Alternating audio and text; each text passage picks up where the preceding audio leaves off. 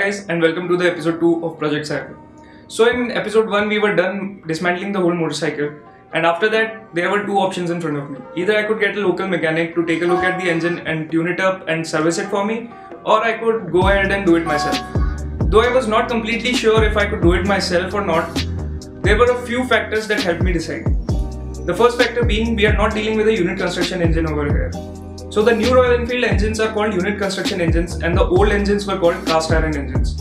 Now we cannot directly compare these two engines solely based on their names, because one name denotes the material of the engine construction and the other name denotes the technique of the engine assembly. So a unit construction engine basically means an engine in which the clutch, the gearbox, the crank, everything is enclosed into a single casing, hence unit construction engine.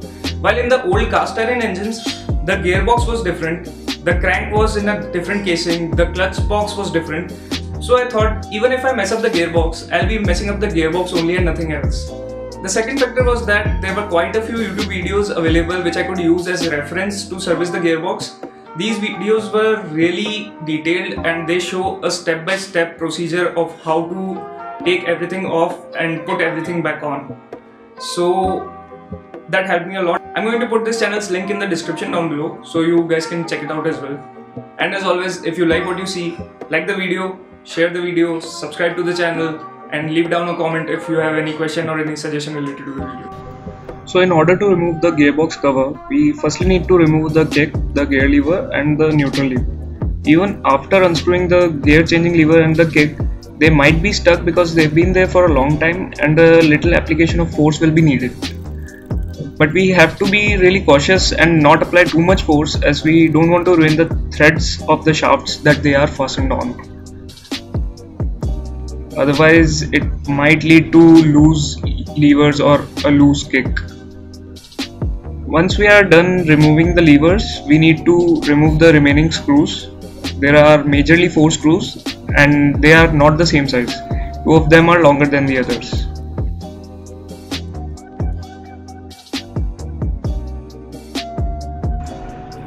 Once you remove the cover, you will come across a lot of intricate parts dipped in grease. These include a bunch of plates, a couple of clips, some sliding parts, a clutch rod, a kick spring, a kick dog, etc. Well, this might look scary at first. Once you understand how beautifully each one complements the other's function, you'll find it very logical. However, at this point, I too was focusing on unscrewing everything and removing every piece of the puzzle one by one. After removing all these parts, we need to remove this cover as well. This is kind of a middle layer between the outer cover and the gears involved in transmission. This one is kept in place with the help of 5 screws, again of different sizes. Also, there is a nut in the middle which needs to be removed. Now the interesting thing with this nut is that it has left-handed threads, that is, threads cut in opposite direction than the usual. Such nuts are found only at 2 places in this engine setup.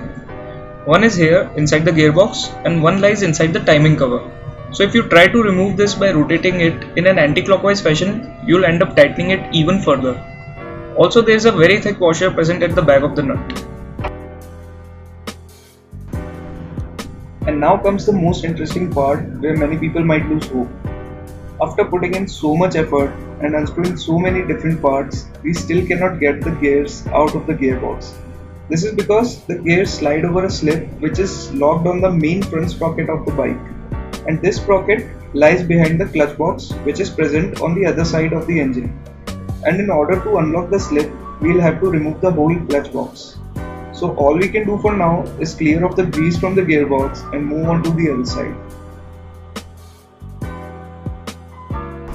Okay, so let's begin opening up this side of the engine. Firstly, we'll have to remove this cover that is held into place by just one nut.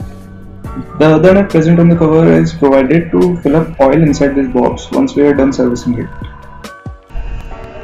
Inside this cover, on the left you will find an alternator, a cylindrical magnet and a sprocket. While on the right side you will find a bunch of clutch plates and a bigger sprocket. Both these sprockets are double row sprockets and a double chain runs over them. Now we need to be careful while removing the 3 nuts from the clutch plates. The correct way to do it is to unscrew 2 to 3 threads from each of the 3 nuts alternatively. We do not want to remove one nut completely and then go for the second and then the third, because this might bend the plate that they are screwed into. Once these three nuts are removed, we gain access to the clutch plates and the pressure plates. A manually adjusted chain tensioner is also present between the two sprockets. Its function, as its name suggests, is to adjust the chain slack. Next, we remove the alternator and the magnet. In order to remove the magnet, we need to unscrew one nut. Be careful while removing a magnet, as it is locked with the shaft with the help of a small water key, and you don't want to lose this. So I'll suggest stick it on the magnet for the time being. I struggled a lot removing the sprocket on the right side from the shaft, because in the YouTube video which I was using as reference, this came off pretty easily, but eventually I had to use force to remove this. So you cannot learn all the things watching a couple of videos. Some of the things are definitely going to be different for you, and you will have to apply yourself to find a way out. After the sprockets are removed, it's time to remove this panel too. This is held in place with the help of 3 nuts. Let me remind you that we are removing this panel just because we are interested in a nut that lies behind it. By unscrewing that nut, we will be able to get the gears out of the gearbox.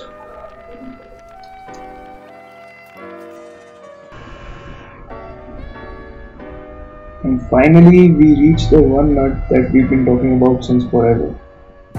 It looks like the nut is a bit loose, but it is not actually. There's a lock at the back of the nut that doesn't let it unscrew. Now I couldn't shoot the part where I get the gears and the shafts out of the gearbox, but still I'm going to explain each and every part with the help of a few pictures. This part is the reason we couldn't get the gears out of the gearbox, because this was locked with the front sprocket. The gear that you see is the first gear, and what it is mounted on is kind of a hollow shaft which is called a slip. Okay, let's try to understand all these parts one by one. So the shaft at the top is called the main shaft, and it actually slides inside the slip. The gear lying below the shaft is called the slide gear, and this slides over the slip. And the shaft at the bottom is called the lay shaft. The 2 middle gears on the lay shaft get coupled with the slide gears. Okay guys, so I just got back from spare part hunting. Fun fact, Royal Enfield dealerships are actually not stocking parts for the old cast iron engine bullets, so you will have to hunt them elsewhere. You can still find these parts at some local workshops that are dedicated to Royal Enfields, be it cast iron or the new UC engines. So let me show you what I've got.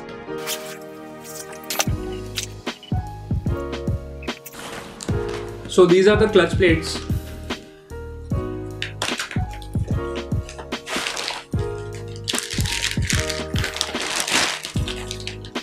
Pretty basic. This is the gearbox packing, or you can call it the gearbox gasket. This is actually a silicone tube that is used to seal these gaskets onto your machine parts.